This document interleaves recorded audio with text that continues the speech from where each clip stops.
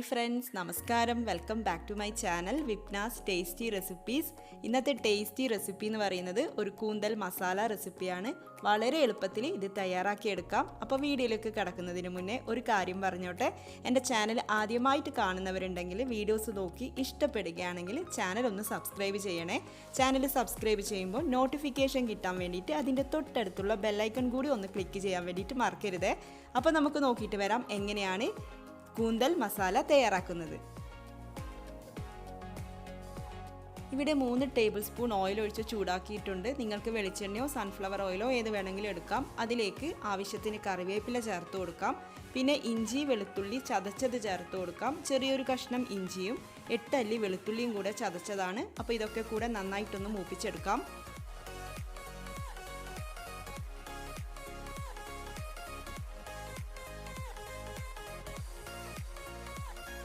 ഇഞ്ചിയും വെളുത്തുള്ളിയും ഒക്കെ മൂത്ത് വന്നിട്ടുണ്ട്. ഇനി സവാള ചേർത്ത് കൊടുക്കാം. സവാളയും കൂടെ പച്ചമുളകും. ഇത് ഞാനിവിടെ 2 വലിയ സവാളയാണ് എടുത്തിട്ടുള്ളത്. സവാള ചെറുതായിട്ട് അരിഞ്ഞതാണ്. ചെറിയ സവാളയാണെങ്കിൽ 3 എടുക്കാം. അതിൻ്റെ കൂടെ 2 പച്ചമുളകും ആവശ്യത്തിന് ഉപ്പും കൂടെ ചേർത്തിട്ട് നന്നായിട്ടൊന്ന് സോട്ട് ചെയ്യും.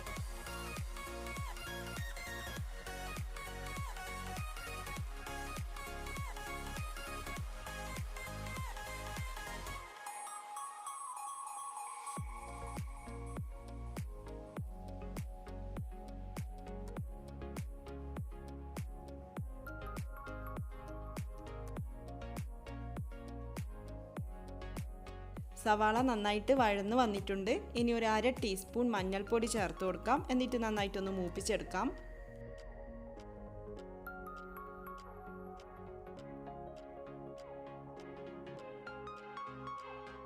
മഞ്ഞൾപ്പൊടിയുടെ റോസ്മെല്ലൊക്കെ മാറിയിട്ടുണ്ട്. ഇനി ബാക്കി പൊടികൾ ചേർത്ത് കൊടുക്കാം.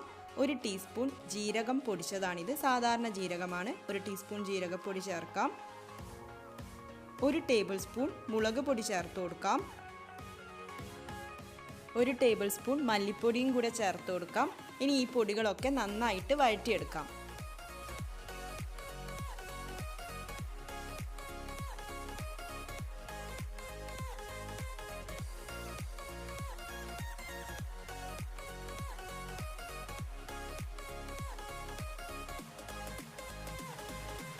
പൊടികളുടെയൊക്കെ റോസ്മെല്ല് മാറിയിട്ടുണ്ട്. അപ്പോൾ ഇനി നമുക്ക് തക്കാളി ചേർത്ത് കൊടുക്കാം. ഇതിവിടെ 2 തക്കാളിയാണ് എടുത്തിട്ടുള്ളത്. ഇതുപോലെ അരിഞ്ഞതാണ്. അപ്പോൾ തക്കാളി ചേർത്തിട്ട് നന്നായിട്ടൊന്ന് മിക്സ് ചെയ്ത് കൊടുക്കാം.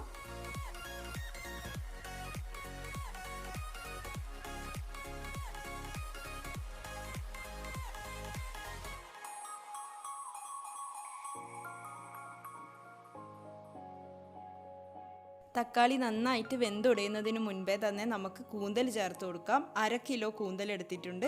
നന്നായിട്ട് കഴുകി ക്ലീൻ ചെയ്ത് വെച്ചതാണ്.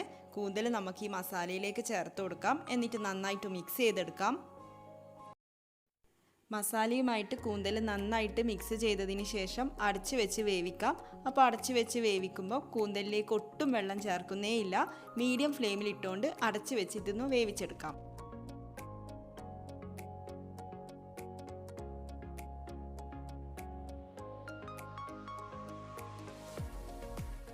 അഞ്ച് മിനിറ്റ് കഴിഞ്ഞ് തുറന്നു നോക്കുമ്പോൾ നിങ്ങൾക്ക് കാണാം കൂന്തലിൽ നിന്ന് വെള്ളം ഇറങ്ങി വന്നിട്ടുണ്ട്. അതുകൊണ്ട് തന്നെയാണ് എക്സ്ട്രാ വെള്ളം ഒഴിച്ചു കൊടുക്കാത്തതും. അപ്പോൾ ഇത് നന്നായിട്ടൊന്ന് ഇളക്കി കൊടുക്കാം. എന്നിട്ട് വീണ്ടും അടച്ചു വെക്കാം.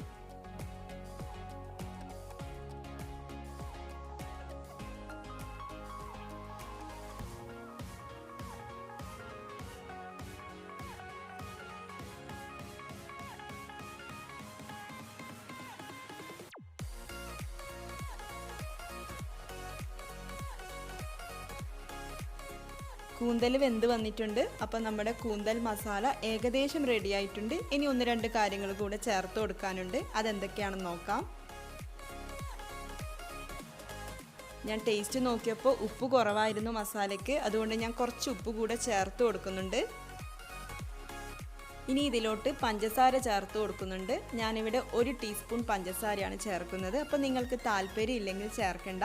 ഇങ്ങനെയുള്ള മസാലയൊക്കെ തയ്യാറാക്കുമ്പോൾ ഞാൻ ചേർക്കാറുണ്ട്. അതുകൊണ്ടാണ്. അടുത്തതായിട്ട് ചേർക്കുന്നത് ഗരം മസാലയാണ്. അതും 1 ടീസ്പൂൺ ഗരം മസാലയാണ് ചേർക്കുന്നത്. 1 ടീസ്പൂൺ കുരുമുളക് പൊടിയും കൂടെ ചേർത്ത് കൊടുക്കാം. അപ്പോൾ നമ്മുടെ കൂന്തൽ മസാല നല്ല സ്പൈസിയാണ്, നല്ല എരിവുണ്ടാവും. അപ്പോൾ ഇത്രയ്ക്ക് എരിവ് വേണ്ടാന്നുണ്ടെങ്കിൽ നമ്മൾ ചേർത്ത് കൊടുക്കുന്ന കുരുമുളക് പൊടിയുടെയും മുളക് പൊടിയുടെ ഒക്കെ അളവ് കുറച്ച് കൊടുക്കാം. അപ്പോൾ ഇപ്പോൾ ചേർത്ത കാര്യങ്ങളൊക്കെ ഒന്ന് നന്നായിട്ട് മിക്സ് ചെയ്ത് കൊടുത്തിട്ട് നമുക്ക് വീണ്ടും ഒരു 2 മിനിറ്റ് ലോ ഫ്ലെയിമിൽ അടച്ചു വെക്കാം.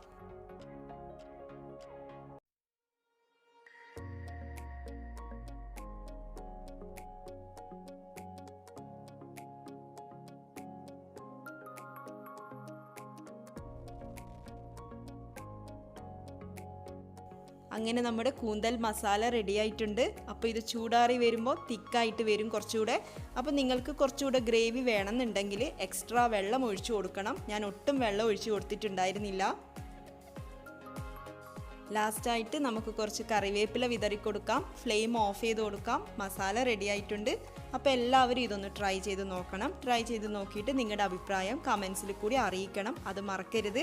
പിന്നെ ഈ വീഡിയോ ഇഷ്ടപ്പെട്ടെങ്കിൽ ലൈക്ക് ചെയ്യാനും ഷെയർ ചെയ്യാനും ചാനൽ സബ്സ്ക്രൈബ് ചെയ്യാനും മറക്കരുത്. ഇതേപോലെയുള്ള റെസിപ്പീസുമായിട്ട് നമുക്ക് വീണ്ടും കാണാം. താങ്ക്